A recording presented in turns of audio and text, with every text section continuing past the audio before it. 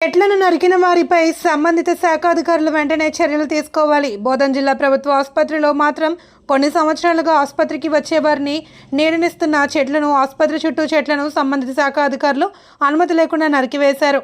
కేంద్ర రాష్ట్ర ప్రభుత్వాలు చెట్లను సంరక్షించాలి అని ప్రతి సంవత్సరం మొక్కలు నాటే కార్యక్రమానికి లక్షల రూపాయలు ఖర్చు చేస్తుంటే సంబంధిత శాఖకు తెలపకుండా, ముందస్తు అనుమతులు తీసుకోకుండా పర్యవేక్షణ లోపంతో తమ ఇష్టారీతిన వ్యవహరిస్తున్నారు. చెట్లు నరకడం నిషేధిత చట్టం అమల్లో ఉన్నప్పటికీ చెట్లు నరికిన వారి పట్ల సంబంధిత శాఖ అధికారులు ఏమాత్రం కన్నెత్తి చూపడం లేదని, చెట్ల సంరక్షణ పట్ల చొరవ చూపడం లేదని ప్రజల్లో విమర్శలు వ్యక్తమవుతున్నాయి. ఇంత జరుగుతూ ఉంటే ఆసుపత్రి సూపరింటెండెంట్ ఆర్ఎంఓలు ఏం చేస్తున్నారని ప్రజలు ప్రశ్నిస్తున్నారు. చెట్లను నరికిన విషయమై సూపరింటెండెంట్ ఆర్ఎంఓలను వివరణ అడగగా ఫారెస్ట్ అధికారులే తమకు చెట్లు నరకడానికి అనుమతి ఇచ్చారని తెలిపారు. వెంటనే ఫారెస్ట్ అధికారిని ఫోన్ ద్వారా సంప్రదించగా తాము ఎవరికీ ఎలాంటి పర్మిషన్ ఇవ్వలేదని తెలిపారు.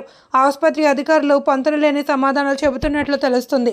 కాబట్టి ఇప్పటికైనా సంబంధిత శాఖ ఉన్నతాధికారులు విచారణ చేపట్టి బాధ్యులపై కఠిన చర్యలు తీసుకోవాలి అని ప్రజలు కోరుతున్నారు.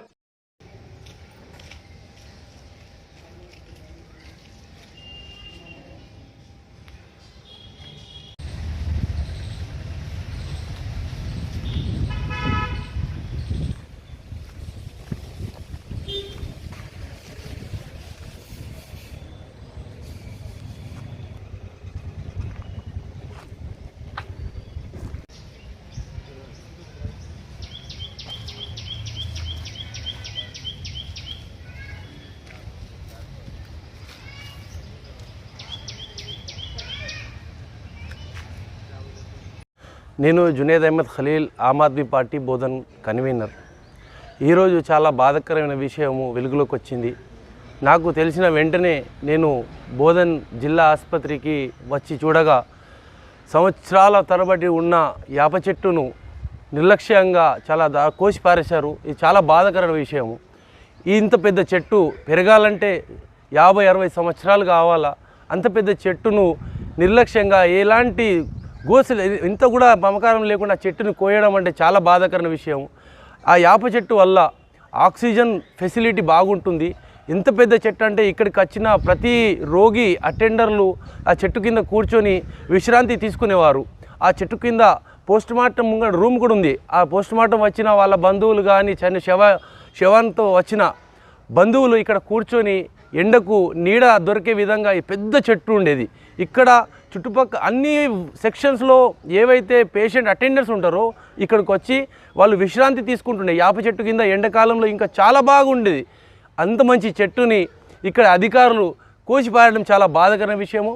గత ఎన్నో సంవత్సరాల నుండి మేము వినతి పత్రం అందజేస్తున్నాము. ఈ హాస్పిటల్లో కోనోకార్పస్ చెట్లు 100ల తరబడి నాటారు. అవి తీయండి, వాటి వల్ల అస్తమా వస్తుంది, చర్మ వ్యాధులు వస్తున్నాయి, ఇబ్బంది పడుతున్నారు. అలాంటి చెట్లను తీసేయండి అని చెప్తే తీయకుండా ఉంచాల్సిన చెట్లను తీసేయడం చాలా బాధాకరం. బోధన్ ఏరియా హాస్పిటల్ ఎవరైతే ఇన్ఛార్జ్ ఉంటారో, హోల్ అండ్ సోల్ సుప్రీం ఉంటారో వాళ్ళు సూపరింటెండెంట్ గారు ఉంటారు. మరి సూపరింటెండెంట్ గారు దీనికి వెంటనే బాధ్యత వహించాలా? వీళ్ళు ఫారెస్ట్ ఆఫీసర్ వాళ్ళని మేము అడిగితే వాళ్ళు చెప్తున్నారు మేము వచ్చి చూసి కొమ్మలు కొట్టమన్నాం కానీ చెట్టు కొట్టమని లేదు అంటున్నారు. వీటిపై వెంటనే చర్యలు తీసుకోవాలా?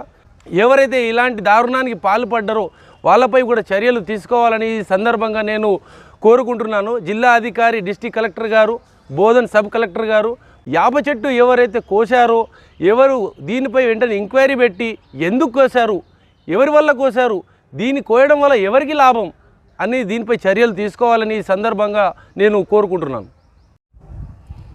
ఈరోజు బోధన్ గవర్నమెంట్ హాస్పిటల్లో గత 2 రోజుల క్రితం గత 40-50 సంవత్సరాల క్రితం నుంచి ఉన్నటువంటి వేప చెట్టుని మరి ఏ కారణంగా కొట్టేయడం జరిగిందో అర్థం కాని పరిస్థితి. మరి ఈ చెట్టు కింద చాలా మంది సేద తీర్చుకునే వాళ్ళు, ముఖ్యంగా గర్భిణీ స్త్రీలు కానీ చాలామంది ఈ చెట్టు కింద వచ్చి కూర్చొని సేద తీర్చుకునేవాళ్ళు. మరి ఎవరి కోసం ఈ చెట్టు నరికివేయడం జరిగిందో నాకు అర్థం కావడం లేదు. మరి దీనిపైన సూపరింటెండెంట్ గారు మరియు డిఎంఓ గారు మరి ఎందుకు స్పందించలేదు? ఈరోజు చూడండి, గవర్నమెంట్ చెప్తా ఉంది ప్రతి ఒక్క ఇంటికాడ ఒక చెట్టు పెట్టండి అని. మరి వీళ్ళు మంచిగా ఉన్న చెట్టుని కొట్టేయడం వల్ల ఇప్పుడు అక్కడ అంబులెన్స్ ఉంది, అక్కడ రోడ్డు పైన అది ఎండలో ఉంది, ఇక్కడ నీడ లేకుండా చేసిళ్ళు. అక్కడ వేరే చెట్లు ఉన్నాయి, అవి పనికిరాని చెట్లను తీసేయకుండా పనికొచ్చే చెట్టును తీసేసిళ్ళు వీళ్ళు. ఇది ఎవరి కోసం? గవర్నమెంట్ హాస్పిటల్లో వీళ్ళు చేస్తున్నటువంటి పనులకు ప్రజలందరూ అసహనం వ్యక్తం చేస్తున్నారు. నేను కూడా ఇట్లాంటి పనులకు నేను ఈ గవర్నమెంట్ సూపరింటెండెంట్ గారికి వివరణ కోరుతున్నాను. దీనిపైన సమగ్ర విచారణ చేయాలని సంబంధిత కలెక్టర్ గారిని, మళ్ళీ సబ్ కలెక్టర్ గారిని